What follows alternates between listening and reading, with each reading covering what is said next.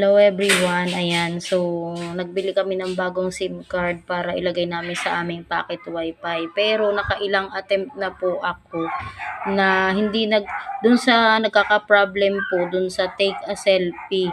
So, may problema po ba ngayon ang SIM card registration sa Globe? Kasi hindi nagko-continue. Kahit tama naman yung mga info na nilagay mo. So, what is the use of SIM card registration? Sayang pa naman, 100 pesos pa naman ang bili po sa SIM cards tapos hindi magiging successful yung registration ko, di ba? What is the use? Bakit ba kayo SIM card registration kung hindi naman okay ang ano nyo, oh? Hindi okay ang ang inyong system.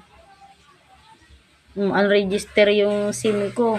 What is the use of this? Oh, hindi ako makaproceed. Nakailang attempt na ako nito na